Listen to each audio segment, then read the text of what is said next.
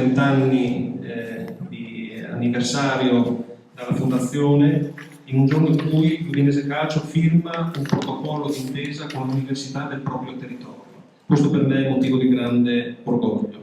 E a porre questa firma, come ha ricordato anche poco fa il magnifico lettore, non è soltanto un atto formale, è la volontà di dare sostanza, di dare corpo e soprattutto di garantire nel tempo la possibilità di continuare con delle collaborazioni che possono avere delle ricadute nel territorio molto forti, ma che possono essere anche più ampie e più durature nel tempo.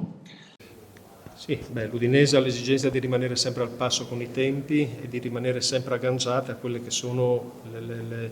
i riferimenti scientifici più alti e le competenze più elevate. È naturale quindi che una collaborazione con l'università, con un'eccellenza del nostro territorio come l'Università di Udine, possa dare dei grandi vantaggi all'Udinese, che può vedere quindi trasferire queste competenze un po' in tutti i suoi dipartimenti, un po' in tutte le sue aree, e dall'altro lato ci può essere anche una valorizzazione da parte dell'Udinese di questa attività e del lavoro che viene svolto dall'università, grazie alla grande visibilità nazionale e internazionale che l'Udinese riesce a restituire e soprattutto anche dando l'opportunità a tanti ragazzi di avere una chance all'interno del mondo sportivo professionistico.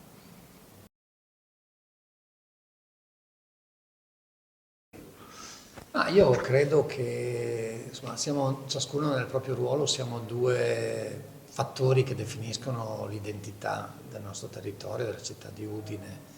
e per cui da questo punto di vista insomma, è anche molto naturale un incontro fra di noi. Le dimensioni di Udine, insomma, che non sono quelle di una città troppo grande, rendono possibili anche rapporti diretti, personali tra i protagonisti di queste due importanti realtà. Quindi è iniziato, perché non inizia oggi abbiamo formalizzato questo accordo, ma c'è già da tempo una interazione proficua in molti ambiti. Io cito sempre il Graduation Day, dopo il Covid abbiamo iniziato a celebrare questo evento fondamentale di consegna ufficiale dei diplomi di laurea ai nostri laureati allo stadio dell'Udinese. Insomma, i numeri sono stati, i primi sono stati impressionanti, 15.000 persone tra laureati e famiglie, ma rimangono molto alti, sono diverse migliaia anche adesso. Però questo è un aspetto celebrativo. Poi c'è tutto il lavoro di collaborazione nell'ambito delle scienze motorie, della fisiatria, tutti gli aspetti legati, diciamo, alla preparazione fisica, ma anche in altri ambiti, l'ambito della sostenibilità, a cui entrambi teniamo molto, l'ambito che vuole misurare l'impatto sul territorio dei grandi eventi sportivi e non solo, l'agricoltura, così l'intelligenza artificiale che diventerà sempre più centrale nelle pratiche di entrambe le realtà, per cui direi